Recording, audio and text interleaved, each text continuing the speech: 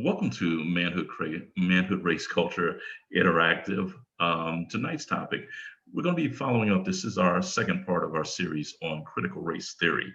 We're going to start off with a video, and after the video, we will open up the floor to all of our panelists for initial reaction to the video that's being played. So it's a couple minutes, sit back and enjoy. UCLA, host of the podcast Intersectionality Matters, and she's the one who coined the phrase intersectionality and also co-founded critical race theory. Kimberly, it's a pleasure to have you on the show. Your African American Policy Forum is campaigning against these Republican censorship campaigns. So I want to start by asking you to please explain what critical race theory actually is, because Tucker Carlson and Marjorie Taylor Greene clearly don't have a clue. You do. You helped found it. Define it for our viewers, please, in the simplest of terms.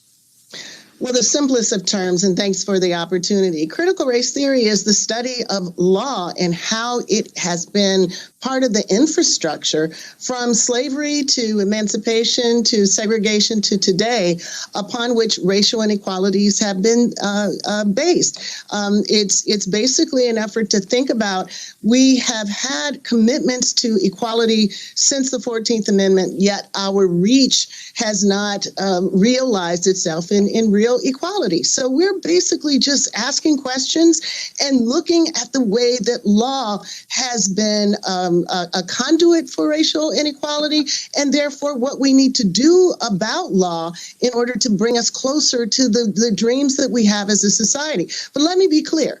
This is not about critical race theory. Ted Cruz knows what critical race theory is and isn't. The people who are trying to create this hysteria around critical race theory know what critical race theory is or isn't. What this is backlash politics, coming precisely at a moment where finally racial justice has become a majoritarian interest on the part of Americans from all races and all classes. So this is a way of pushing back against that without saying that we're for racism. Yes. They can say we're against critical race theory. Yes, well said. And you mentioned Ted Cruz, like you, an alumnus of Harvard Law School. He compared critical race theory to the KKK. What is your response to that, to Senator Cruz on that specific comparison? Well, you know, it would be laughable if it weren't so dangerous and if it weren't so familiar. Yes. This is a mob mentality trying to Willie Hortonize racial justice. And we've seen it before. We saw it right after the end of the Civil War, when the idea that racial equality was anti-white racism was articulated by the President of the United States, President Johnson, who vetoed civil rights, saying that it was reverse discrimination. It took away from white people and gave to black people. But that wasn't the last time we saw it. We saw it during the civil rights movement, when many white people said, equality, being forced to serve you, violates my civil rights. So the idea that anti-racism is anti-white is a tried and true playbook move. It used to be part of the neo-nationalist right. It's now moved to the center of the Republican Party on the heels of this so-called hysteria around critical race theory. And hysteria, indeed, it is. You've written nearly a dozen books on race issues, including one literally called Critical Race Theory. I want to put it in the mail to Ted Cruz's office. There's new polling out this week from The Economist, which found only 26% of Americans say they've heard a lot about critical race theory, with an additional 38% saying they've heard a little. Of those a little, over half say they have a good idea of what critical race theory is, or they think they do, and the majority view it unfavorably. If you take a look at the number of mentions the term critical race theory is getting over on Fox News, it's gone through the roof in recent months. How much does that worry you? How much does that tell you that this country is not in a good place, especially on the right? Yeah. You know, I used to wonder a lot about how during the end of Reconstruction, people of color and people of goodwill understood what was happening? Did they know that African Americans were going to be completely disenfranchised and not be able to vote for 7 decades? Were they aware that violence was going to take hold in capitals throughout the South, that there were going to be coups? Did the media participate in it? Were they believing some of the lies or failing to ask the questions, failing to consider the source? And this moment makes me get a sense of what it must have been like. Lies being told, people believing, and people of goodwill being confused and not knowing what to do or what to make of it. See, what they need is for those who are for democracy to just be confused about it, and then they win. So the point that we have to be about right now is saying, A, what critical race theory is, but more importantly, this is about all of racial justice. If you marched last year after George Floyd, if you have had a diversity training and suddenly you understand how you could do better in your workforce, then you are on our side on this. And you should not allow yourself to be taken to some hysterical set of beliefs about this big bad thing that you've never heard of until the last month. Indeed.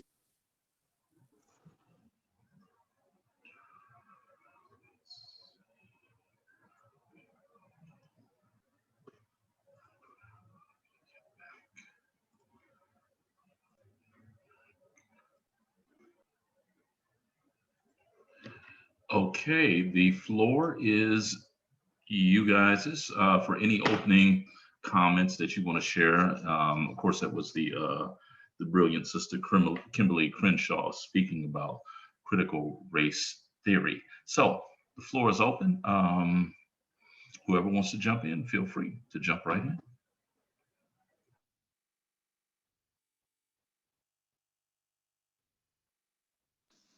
So I guess I'll get started. I say my understanding of critical race theory is pretty limited, but I do understand it as Let the listeners know who you are first. okay. My name, you can probably hear my son in the background, so forgive me for that. But my name is Brett Ivy. I'm an electrical engineer, graduated from Prairie View A&M University, was a student of Brother Jones's for a while, and he enlightened me to a few things, and I've continued to follow him throughout my career here. And so I've just been able to try to participate in some of the discussions that have been had. And I've missed the last few, but I've been here before, so it's good to be back. Certainly, I'm just saying so listeners can know exactly who you are. Okay, welcome. So yeah, so critical race theory revolves around the intersectionality between government's impact on the plight of Black Americans. So when you talk about what everyone knows is redlining, or you look at something like restrictive covenants, how they are legal doctrine that have long-term and systematic impacts on minorities, but specifically talking about Black folks here. Okay, and to me, could you unpack restrictive covenants for our listeners?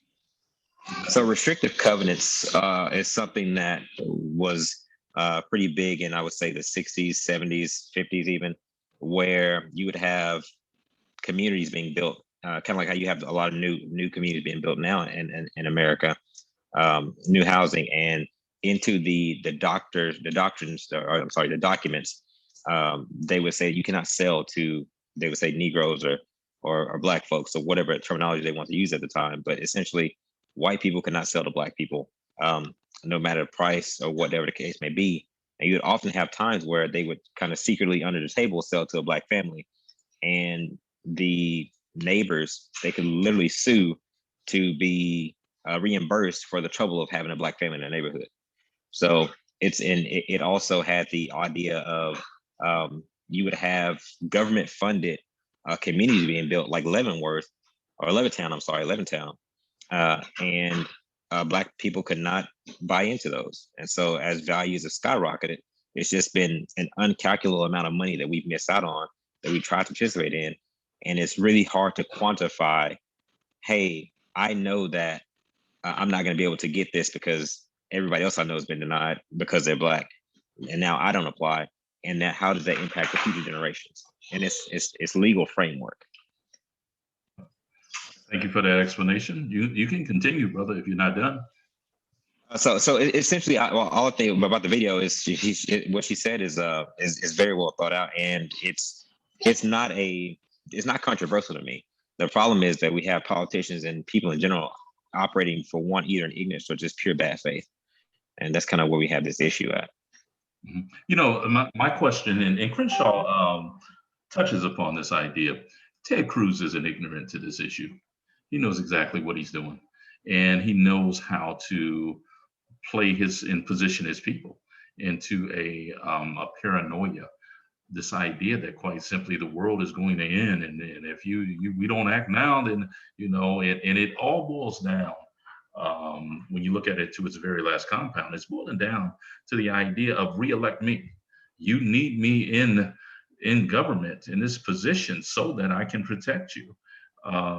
You will perish if you do not reelect me. So in many ways, it's certainly a power play, and we're looking at critical race theory, ironically, serving as a rallying point that they don't understand, but it's a rallying point nonetheless for those on the right, and many Black folk are joining them as well with their idiocy and lack of understanding. Okay, thank you for that, brother. Anybody else want to jump in with initial thoughts? Okay, when we're talking about the idea, and I want to touch on this thing about racial covenants. I was doing research for one of the chapters of my book, Foolish Floyd, The Life and Times of an African American Contrarian. And I try to hold different meetings between Floyd and the protagonists in different areas of Houston. And one of their meetings was actually on the campus of Rice University. And while sort of building the framework of the history of Rice, I was shocked, not really shocked, but it was surprising to find that the land that Rice University is resting upon was actually given with the understanding that Negroes, as they termed us during that moment, would never be allowed to attend Rice. Women were not supposed to attend Rice either. And it wasn't until the 70s, late 70s, before, maybe early 70s, before that was eradicated. And they began, first they allowed white women in, and then they finally allowed Black folk into that august institution. All right, people, any comments whatsoever dealing with this idea of critical race theory? You brought something up with regards to the land where Rice University is. And as far as like critical race theory goes, to me, it's very academic. Like, I don't hear regular people talking about that. We regular people, I don't know, I just don't hear that. It's very, very academic and scholarly. And those are the people within my different networks, those are the people that I see talking about it and engaging in debate around it currently. So I think that's interesting, and I wonder, is it that classic much ado about nothing? Do we need to spend our time debating whether or not this is valid, or do we just continue on knowing and teaching the real history, and just focusing on that? But the point that you made about Rice University, so I've been, again, this is very academic, and I haven't really gotten involved in these discussions because I'm like, it doesn't apply to me really. The history, fact is fact, truth is truth, and that doesn't change no matter what you call it. But you just said something that made me think about how it ties to philanthropy. So the idea that some donor, whatever, a philanthropist, whoever it was, donated this land to the organization to create the university. And within philanthropy and fundraising, we have donor agreements, gift agreements, and you absolutely honor the gift agreement. If they say the scholarship is for XYZ or RST, you honor that, and and it's very clear.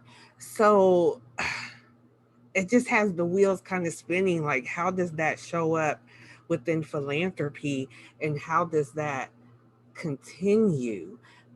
Especially when we talk about philanthropy not always about the generosity, but as a way as influencers and power holders and elite to to still dominate and control the larger society, even though it seems like they're doing it for the greater good.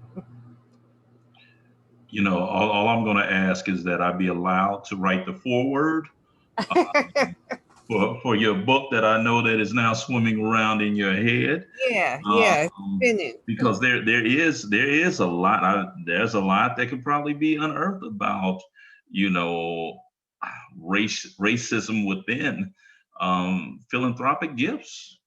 You know, there has to be a lot there because you know that, you know, who these people are and what their priorities are and how they got rich and they intend to keep that rich, that wealth and that financial might and what have you. So yeah, just remember me. What was it, July 8th, 2021? We have it on tape that was actually, you know, I sparked your idea to go ahead and do what it is that you're doing. So in many ways, when we're talking about this idea of what critical race theory is, I have a colleague, and actually he's not with the university anymore, but we would get together and we would talk about Marxism. We would talk about the lumpen proletariat. We would talk about Marx's reverberating comment that I know one thing: I am not a Marxist. You know, even Karl Marx did not recognize Marxism. Um, Academicians, intellectuals, we have these types of discussions. It's one of the reasons why we're often off to ourselves. Um, because we're thinking about these things. And, you know, as William Foster, who came on the show a while back, said that the role of the life of the Black intellectual is one of loneliness and solitude. So, in many ways, understanding what critical race theory is, I read Derek Bell, what was that, 20, 25, 30 years ago? Faces at the Bottom of the Well, The Permanence of Racism. I remember when that brother went on, he went on leave and said that he wouldn't return back to Harvard Law School to teach until they tenured a Black female faculty member. Common folk aren't concerned with that, and it really doesn't impact them in a very real way. But Sister Regina, I'm always concerned when we don't engage them on whatever ground they choose to fight on, because we can clearly see that they're wizards now. When you go back to their, you know, their fantasy world and how they lived in, you know, in castles and Transylvania and what have you, they're wizards at making something out of nothing, like it's magic. And now you have all of these people who, let's be honest, these aren't people who've ever been to law school. So why are they even dealing or concerned with critical race theory? The primary reason is that they've been told that this is coming to get y'all. And let me tell you what it is. It doesn't matter if it's real or not. If perception is reality, this is real to these people. And they have gotten revved up. They have gotten angry. They're at school board meetings. And last week we looked at that brother that was going for the crossover dollar, okay, who stood up and defended white folk. Okay, they ain't never done nothing to me. They never. Okay, we remember that. Okay, this is and that's the danger, that if we don't engage them, if we don't fight them at every turn. But what does that fight come at? You know, what are the costs of that fight?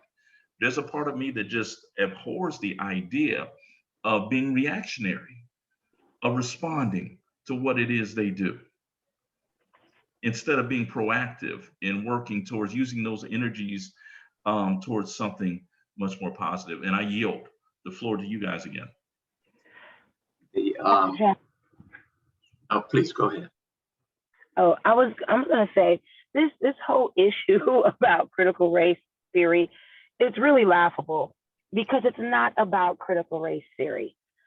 They're not talking about critical race theory, as it was developed, by Dr. Crenshaw and used as a lens to look at the American legal system. They're using the term critical race theory as a catch-all for any conversation that looks at the way this country was established to maintain a racial hierarchy where white people are at the top, Black people are at the bottom, and everybody else is somewhere in between. They're using the term critical race theory and the fight against critical race theory to really say, we don't want to hear about the racist and white supremacist nature of this country. We don't want to hear about the race supremacist foundation of this country. We don't want our children to learn the truth that the very people who created this country as it exists on paper, not the people that lived here first, but known as the founding fathers, we don't want our children to learn the truth about them. We don't want them to understand how their whiteness continues to give them privilege even to this day, because the systems that were set up generations ago are still in play. That's what they really mean. And all of that is not critical race theory. It's just history. It's just facts. They don't want their children to learn the facts. And that's what the vitriol is about. They don't want to have to reckon with the facts. These politicians, these business owners, these white parents going crazy in school board meetings, they don't want to reckon with the truth, and they're just using critical race theory inappropriately as a catch-all for all of that. Mm-hmm. With that, I yield. Most certainly, you're right on it as always, Sister Vernell. When I sat back and, I looked at this uproar, I was undisturbed totally, because I'm like, I don't, I talk about race all day, every day in my class, and I don't teach critical race theory, but when I realized that what they were talking about is, it's fine for me to cover the American Revolution and the Declaration of Independence when Jefferson says that we hold these truths to be self-evident that all men are created equal. It's fine for me to talk about that, but at the same time, I can't go that step forward and talk about at the same time that Jefferson proves himself to be the ultimate hypocrite. Because at the same time that Jefferson is talking about this idea of all men being created equal, he probably slept with Sally Hemings, his enslaved concubine, that night.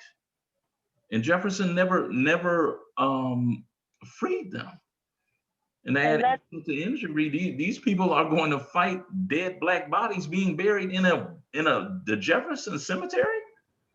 So yeah, that's the only applicability that I got to it. That really what y'all are attacking. You're not addressing critical race theory.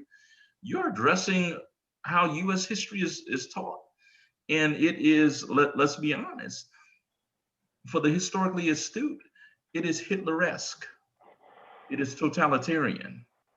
It is manufacturing consent, manufacturing the understanding in Negroes' minds that quite simply, this is why you are inferior. This is why we have everything, because we're superior. Look at the book, look at the lesson, look at your textbook. That's the central message that comes out of it. So yeah, you're absolutely right, Sister Vernell. Brother Omar, you want to jump in? Just for a moment, if you please. The problem that we have is they're not speaking to us.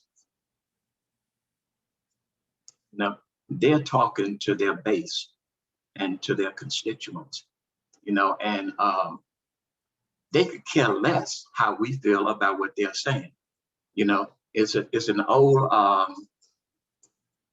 tactic of a hypnotist.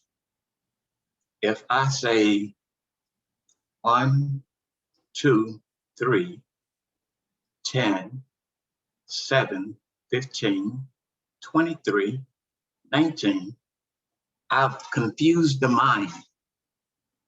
Now, your brain is going to try to make sense out of what I said, because you know the natural sequence of counting. Okay, now once they get you confused with that, then they give their definition, because they know that the average white person have no clue what critical race theory is. They know this. So they're trying to make sense out of it. Okay, let me give you a definition. And then they tell them what the definition is, because they are trying to gather votes, as Doc said earlier. You know, that's their intent. They could care less what we think about what they are saying. This is a campaign. They are campaigning. You know, so we can't allow them to deter us off of what it is that we want. You know, we shouldn't waste our time, you know, because number one, I don't think that you'll find any Jewish person remotely concerned about what anybody teaching their children or their community anything. They take the responsibility upon themselves to do that. You know, I mean, we as Black people, I mean, we can't possibly think that white people are going to teach anything of value to our children in school.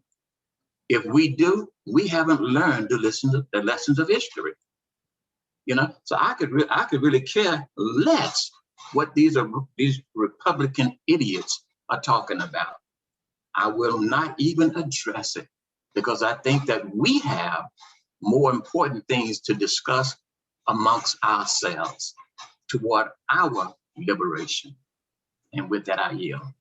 Thank you so much for that, Brother Omar. You know, one of the questions that resurfaced while I was, been thinking about this issue, and I don't think, unfortunately, I don't think that this is new. I know that this isn't new.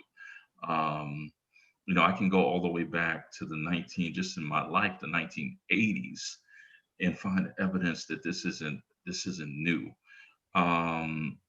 It's an attack upon knowing, an attack upon knowledge, an attack upon intellectualism.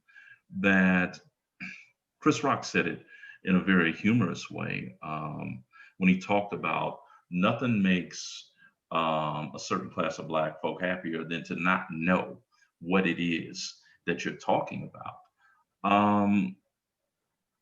Is there something wrong with us knowing something, studying something, or should we always be very passive in regards to our acquisition of knowledge? What Brother Omar just commented upon opens up the perfect segue. Brother MRCi, I'll get to you right after we look at this. It's a short quip.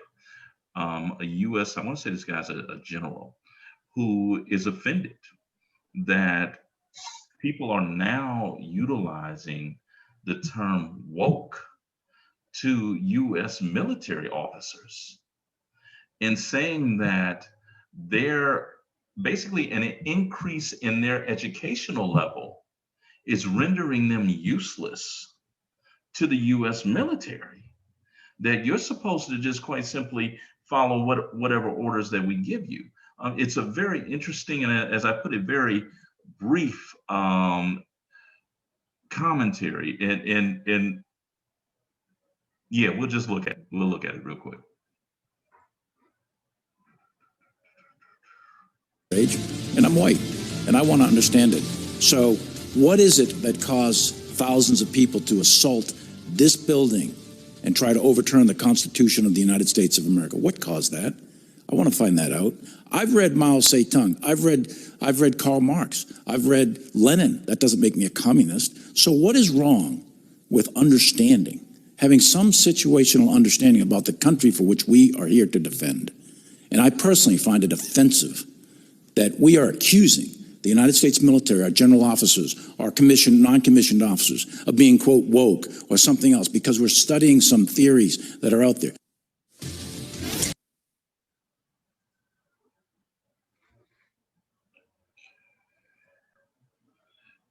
Any reaction, Brother Maurice? I can see you. I can see you laughing up there in the corner. I think that is an amazing moment that shows so much about the far right.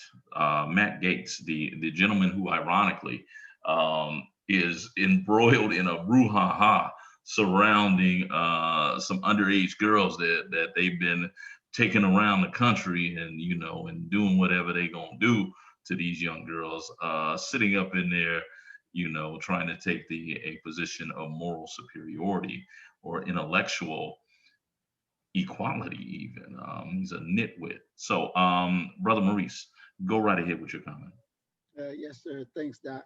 First of all, if there's a Black person in the military and they are quote unquote woke, they wouldn't be there. They'd be on their exodus out of there. And that's just the way that is, because you're being woke. For me, I was becoming woke while I was in the military. And so the way that I got out was a product of me being woke. And that was, nobody's sleep would have taken that route, the route that I took. And that's something that needs to be, that's something.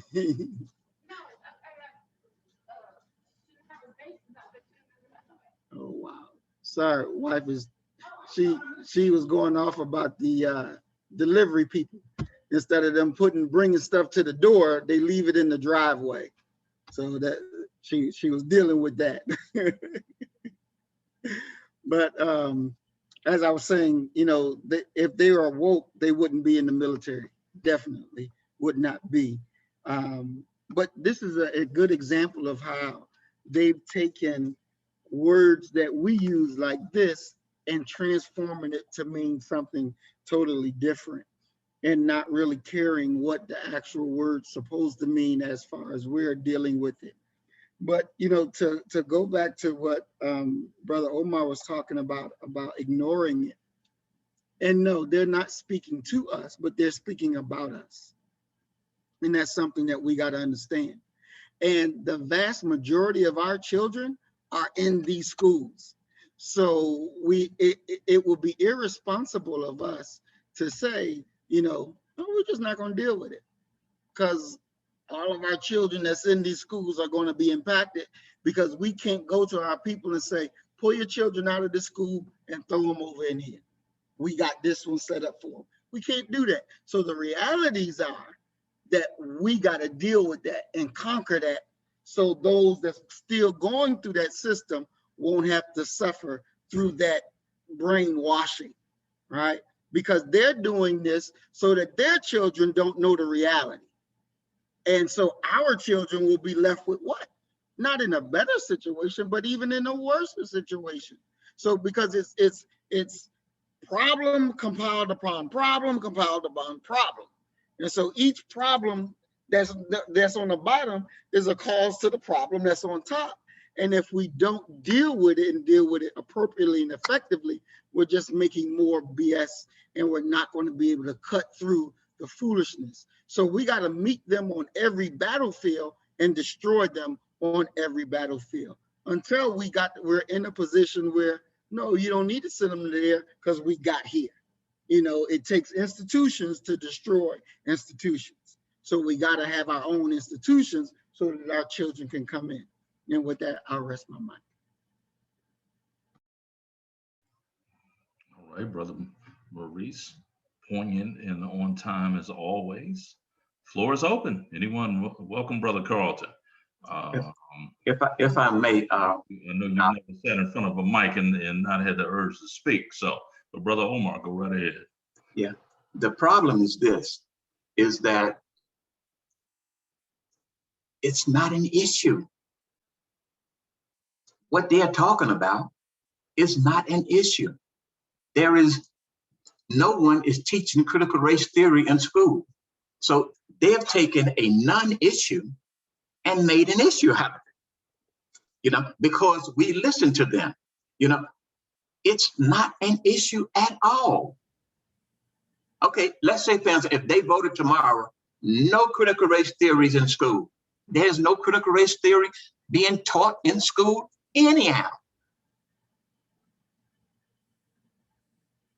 It's a non-issue. Okay, but let me ask you this though, and this it's not just directed at Brother Omar. It's directed at all of you. To argue that this isn't an issue because it's actually not being taught within the schools, I don't think that that's what we're really talking about. I think that what we're actually talking about is this concept, and it could be, I don't know, let somebody give me it could be spaghetti. That they could be talking about, spaghetti serves as a supreme threat to white supremacy, X, Y, and Z. They would rally around spaghetti. I don't think that we're talking about the actual act of critical race theory being taught within schools. That's not what we're talking about. What we are talking about, though, is this sort of mob mentality, this groupthink, this gaslighting or cancel culture that people are so quick to jump on. And to back up what Brother Maurice was just talking about, until we, and a brother by the name of Garen Tate, who's been in my life, he was my Sunday school teacher. Garen would say this, he says, you can't talk shit unless you're free, unless you're independent. And let's be honest, the majority of people that we know are not free. And so when you go to, and this is once again going to what Brother Maurice was talking about, the idea of having an alternative. Not only do we need an alternative to school system, but we need alternative businesses to hire these people who have the credentials that we've created and deemed appropriate. That this marks who an educated person is, a qualified person is. As long as white folk are the ones that are setting that standard, which extends to the idea of you being able to eat or have housing or what have you, you're trapped. Because at a moment's notice, they can say, no, that's not a GED. That's not the equivalent. Well, we may bring you in here at minimum wage, or you may be able to work here for tips. What is the Black institutional response to that? So I think it's less about the idea of critical race theory. I think it's more about the dealing with the rallying point that white folk are having. And I want to interject this. We watched this slightly last week, and I want to revisit it. And just to throw it in there to give some idea and understanding of what it is that we're actually facing. Conference last week. The old Marxism used economics to gain control. The new Marxism uses identity politics. And the result is something that looks nothing like America. There's no reason to believe that this new Marxism will result in anything but what the old Marxism resulted in. Critical race theory is racism, pure and simple. And it should be rejected by every American of every race. And let me tell you right now, critical race theory is bigoted, it is a lie, and it is every bit as racist as the Klansmen in white sheets. Therein, for me, is the inherent danger of white folk having the ability to get their message out. And that message is being swallowed, not just eaten, it's being swallowed without any critical thought behind it, that this is what it is. If you listen to what Mike Pence just said, it is absolutely psychobabble that a concept that is a law school concept and that's what critical race theory is. But he's able to smoothly, almost a sleight of hand, they ought to call that motherfucker David Copperfield. Okay, because he smoothly slid that out of the realm of intellectuals and into the common realm of people who have they have as much sense and understanding of what they're hearing than the last time when I went to SeaWorld and I saw some seals clapping their hands. Okay, they're not thinking, and they're in critical race theory. We can set critical race theory to the side and really talk about the idea of how stupid and inconsequential these people are, yet they are the props, they are the pawns, they are the protection. If you're using the analogy of a chessboard of the real players, and there are millions, tens of millions of them. And all it's going to take is and you see Trump doing this, and he ain't even in power. He's earmarking, we need to have a rally against Anthony Gonzalez, who used to play wide receiver for Ohio State, because Anthony Gonzalez actually had the nerve to vote yes as a Republican that Trump should be impeached the second time. So that's the danger. And I yield my mic and open the floor. And another thing that we got to understand is, when they, like the Illinois lawsuit or the teacher filed, when they say they're talking about stolen land that they did not pay for, but they got, and they're talking about people being us that were slaves, and say no, that they wasn't slaves, they were more, indentured servants. No, we were slaves. They're going to change it so it'd be in a way that other white children don't feel bad because their ancestors enslaved ours. We don't want them to teach that no, they weren't slaves, they were indentured, or even some say, well, they had it better than poor white people, because we had to take care of them. We had to give them everything. We had to take care of our niggas. No, that's not true. And so when you begin to teach a child that this is what actually happened, then they get a totally different view on the reality of things. And then they don't understand the history of how you got in this situation or why this is like this. All of this need to be understood, and need to be understood in its proper context. Now, if we, in this period of time that we're in now, really expect that they're going to do right? No. So that means we got to be there, and we got to make them do what's supposed to be done. We got to show up for the fight, and we got to win. And it's not like it's a non-winnable fight. We can win, because these, as Doc just showed, these demons are idiots. Sincerely, they're idiots. And it's just, it amazes me how they get up there and say all of these wonderful things and just be wrong as the day is long. And they get a pass for it, because we sit back and we're like, oh man, it's just not. But the rest eat it up. I mean, think about it. Tommy Sotomayor, this dude be on there downing black women and saying this is why white people should kill black people. And next thing you know, you hear him on YouTube saying it. Then you go on the news and you hear them quoting him. You hear them quoting Tommy Sotomayor. He said, and Tommy Sotomayor says, blah, blah, blah, blah, blah. And here it is on worldwide news now, because you didn't deal with it from when in its inception. We played like, oh, it ain't nothing. But yeah, boom, nothing turned to something now. So we got to engage. With that, I'll rest my mic. Brother, Vernell, I see your hand. I'm coming to you next.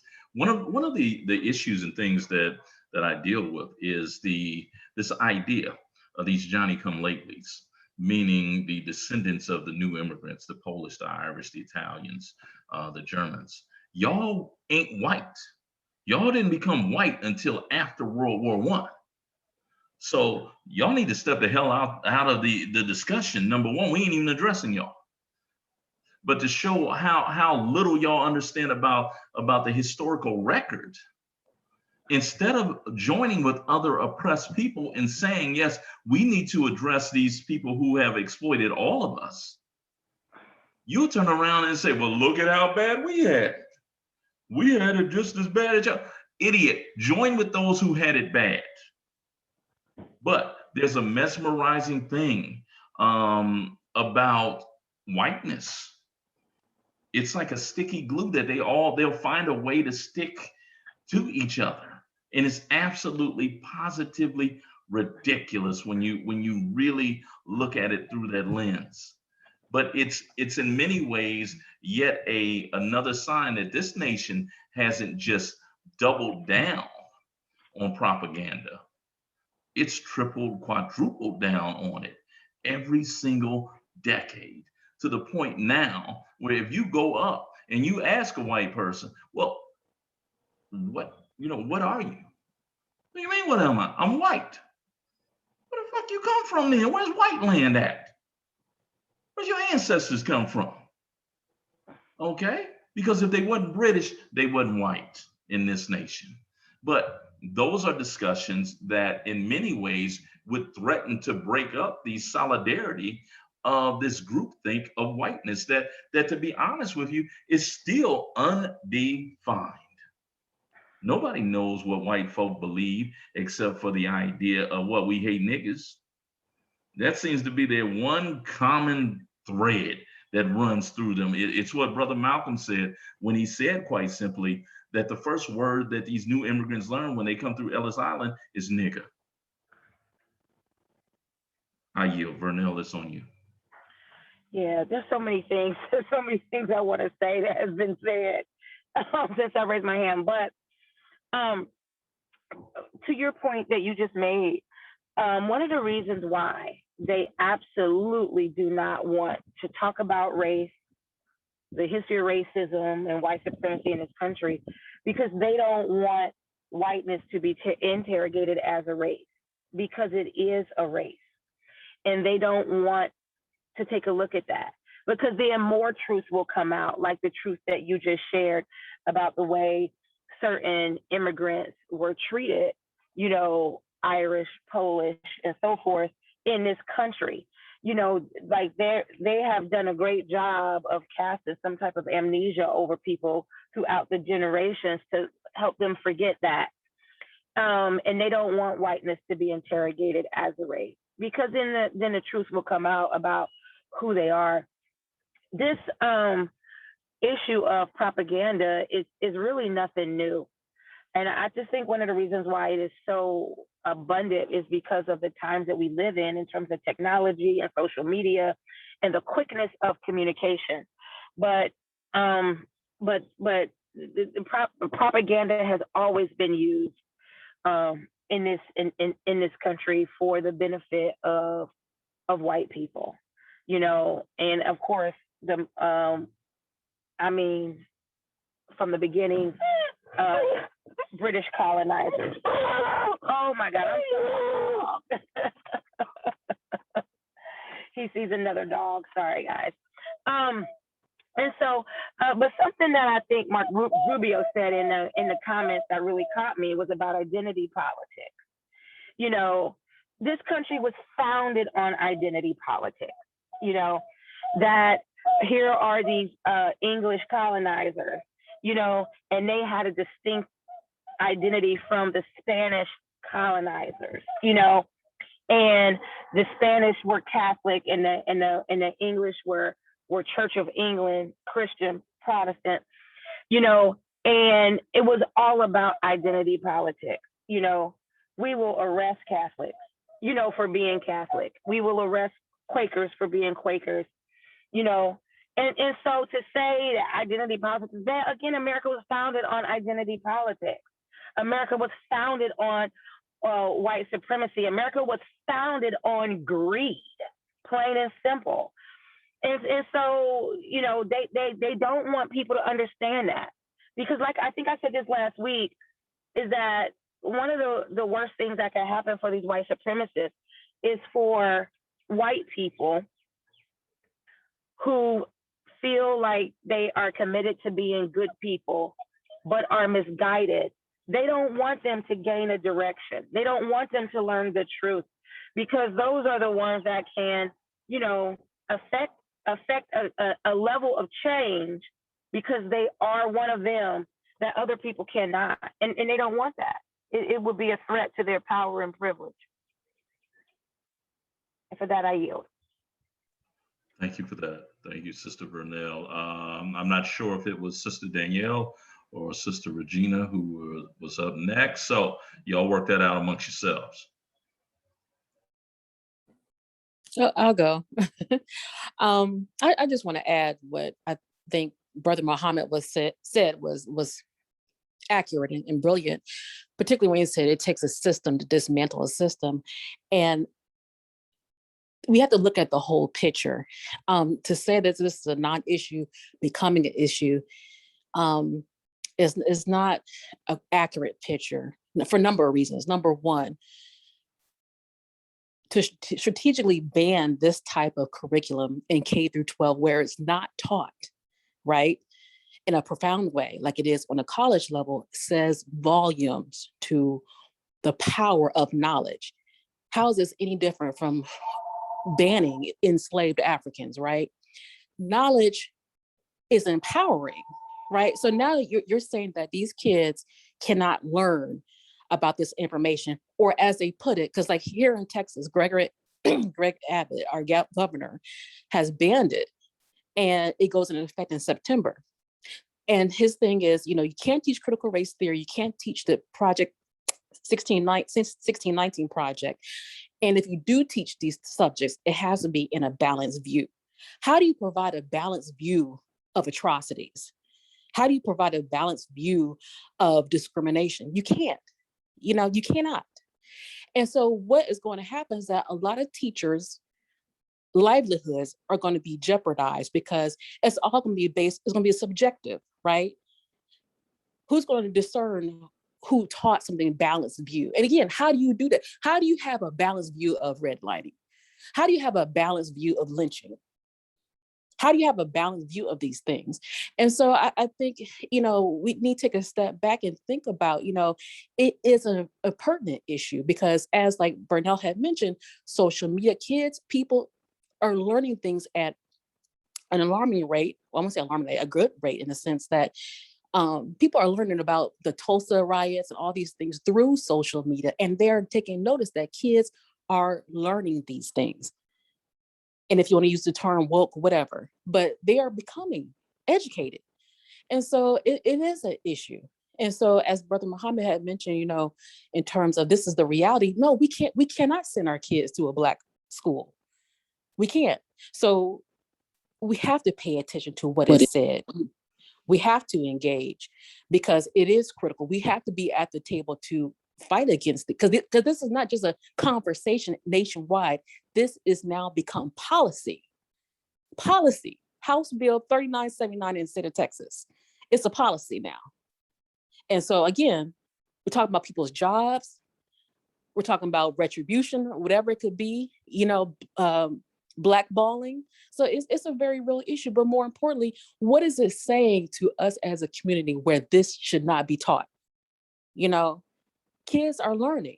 And who we see out in the streets that are fighting a lot of these protests that's going on, Occupy Wall Street and all that, and the most recent riots with the race riots recently, it's young folks, because they're learning. They're picking up knowledge. And so again, to prevent children from K through 12 learning this is strategic. It's not a non-issue. It's important to them, and they recognize that. Again, this curriculum has been taught for 20 years in college. Don't you find it striking that they don't want this taught or criticizing American policy among the younger youth? And for that, I yield. You know, I shared my screen, and of course, that picture there is Derek Bell, if you ever want to know what he looked like. But Randy Weingarten, who is the head of the American Federation of Teachers Union. She stepped into the fray, and they are now putting millions of dollars into a legal fund in preparation to defend teachers, to defend educators who are going to be brought up on charges. They anticipate being brought up on charges for teaching about race in their classroom. And her quote is, "Our union will defend any member who gets in trouble for teaching honest history. Teaching the truth is not radical or wrong. Distorting history and threatening educators for teaching the truth is what is truly radical and wrong." I just wanted to throw that in there as well, to support Sister Danielle's contention that this generation here that we're dealing with, I think it's the generation, but I also think that it is the demographic and population realities that white folk are looking at, that their time ruling is coming to an end. And I yield with that. Sister Regina, it's on you. Yeah, so that's kind of a great segue. So I want to kind of piggyback on some of the things that Brother Omar mentioned. And so the whole idea of like, of course, the people that are putting this out there, they don't care about our theories around it. They don't care about the way that we respond. Their whole strategy is proving successful. It doesn't really matter what they talk about. Like you said, it could be spaghetti, it could be anything. And so, getting back to that, like, that's really the issue. The real issue is that you do have this large constituency of people that are easily engaged in mob behavior. So what is our response to that? And I understand the policy repercussions and that type of thing. But we also just came out of a pandemic where we have schooled our children, we have educated our children outside of the system for a year and a half. So why can't we have our own schools? We absolutely can. And so, I mean, I see that happening in my city, and I know, like, I'm getting ready to take my baby out of public schools. I'm trying to convince myself to do first grade, but I'm done already. After pre-K and kindergarten, I'm just done. I can't deal with the gaslighting and brainwashing at this basic level. So with that in mind, it's like we have so many resources available to us to educate. YouTube, to educate ourselves and to educate others outside of these institutions. And as Brother Omar mentioned, they're not teaching it in K through 12 now. They absolutely aren't. I see what my baby came home with in pre-K and kindergarten. There is no critical thinking, period, let alone critical analysis about our experience as Africans in this place. So, I mean, with all that in mind, I just wonder, I kind of feel like, to Brother Muhammad's point, no, there's no winning here. There's no winning here, and that makes me feel sad sometimes, because when you talk about what is the institution to defeat the institution is our own nation. I mean, and that simply is it. The institution is our own economy, our own politics, our own educational place venues, our own businesses. That is the definition of a nation. And so I heard a young man speak on a YouTube video that I watched, and we're talking about the stats around Black business development. And he shared that the African American, just Black people, not new Americans, not new Africans, none of that, just pure Black Americans, are total spending, whatever, our total economy within the United States is the equivalent. We have like the GDP of the top 15th country. I'm not articulating it correctly because I'm getting excited about the idea. But the idea Regina, that just as African, I was going to help you here. So the black purchasing power here in this country has a larger GDP than the country of Russia. Let that sink in real quick. Yes. So basically, we bring more money, more power, more economy, more everything to the table. We're number 15 in the world. So think about all the other countries and groups of people.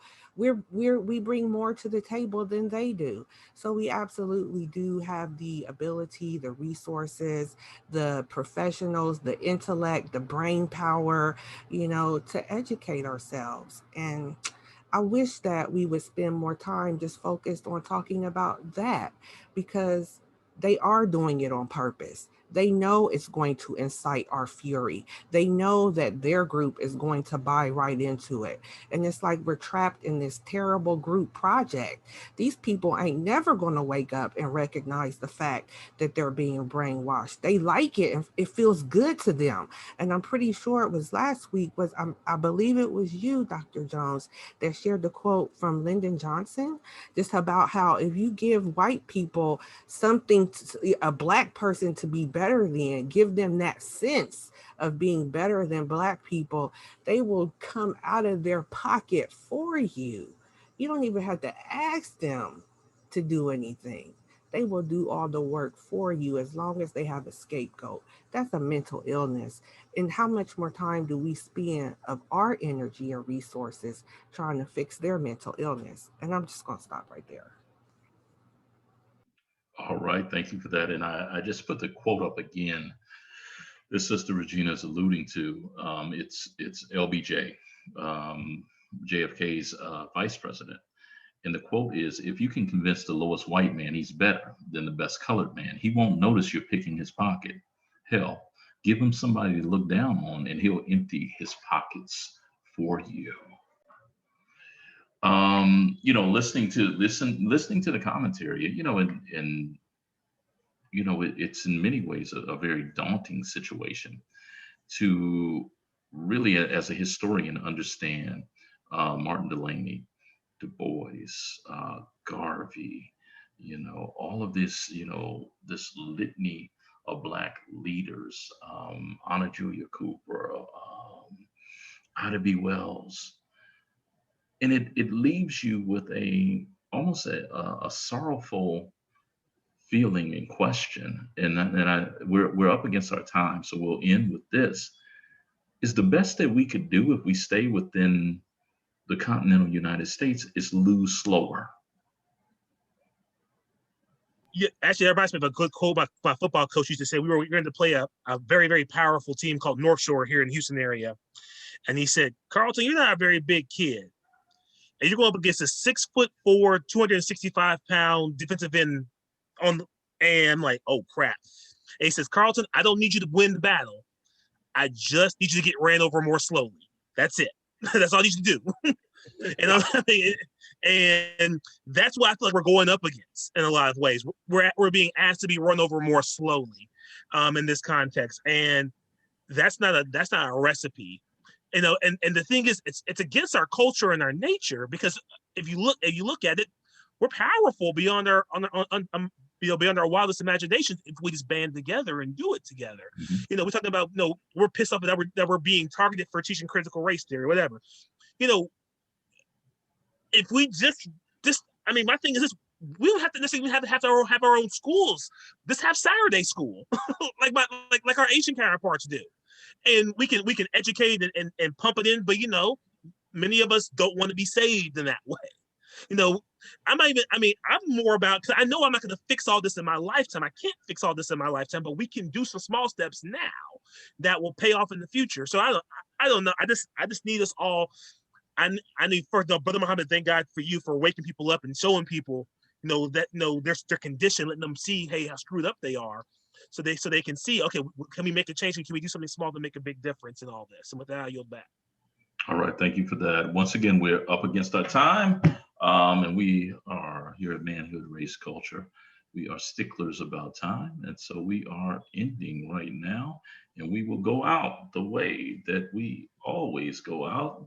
I think that many of us may hang around here a little longer to hear our ending, so we want to pass it off to our dear brother who is getting situated in his chair so he can give us his best. So the floor is yours, Brother Muhammad.